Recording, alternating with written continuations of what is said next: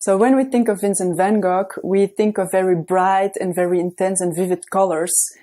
But when we take a look at his career, his color palette hasn't always been like that. And he would start to work with really dark brown colors, and then he will transform his color palette until it became very bright and very vivid.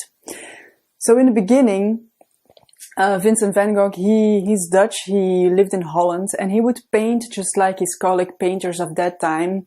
They were working in a painting style called tonalism, and they used a lot of browns and grays and blues.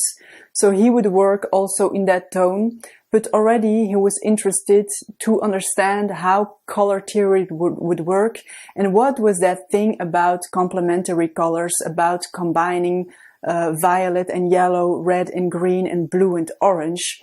And he would buy a lot of books, color theory books, who would speak about those theories. But the most difficult thing here was that those color books, they were printed down in black and white.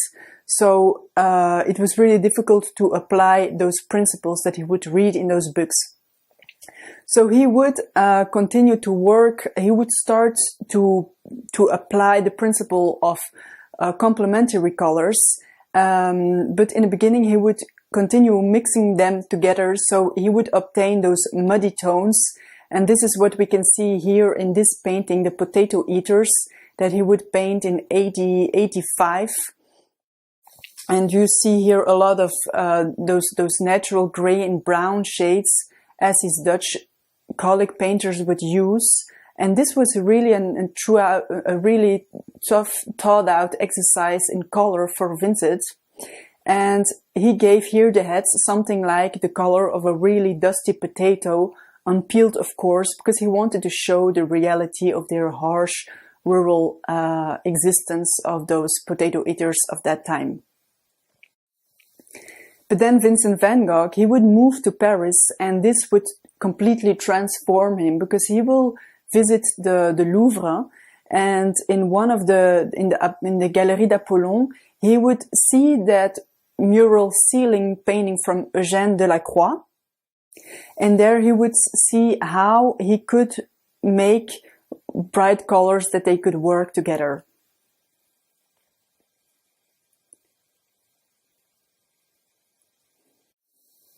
And on that moment in Paris, modern art would flourish. So this would push Vincent van Gogh in working in a looser, brighter painting style. So he would decide from that moment that he wanted to become a painter that would use bright and vivid colors.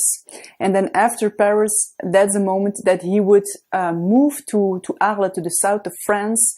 And that's where he will start to paint all those paintings that are so famous that we know of him. So he will start to make all those paintings, and he will be in that period where he will push his search to work with bright and vivid colors so much further.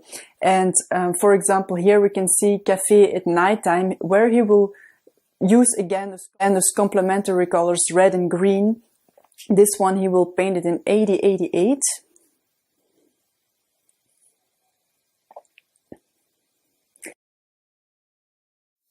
And here he will work like this until the end.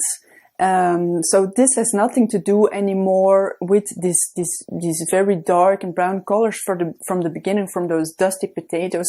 So one of these last paintings of those last periods he had, he painted a lot of irises, combining yellow with violet. And this is what we see in this painting here, which is absolutely stunning, where he pushes again those bright colors further ahead.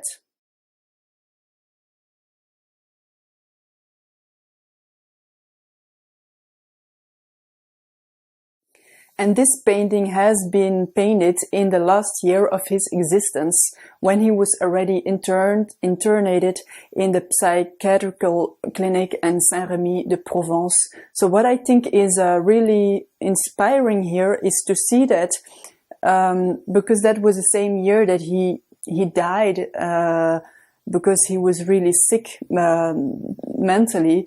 But it was also on that period that he would made those most brightest and most vivid colors. But it was the most difficult period for him of his lifetime. But yet he used to make such a bright and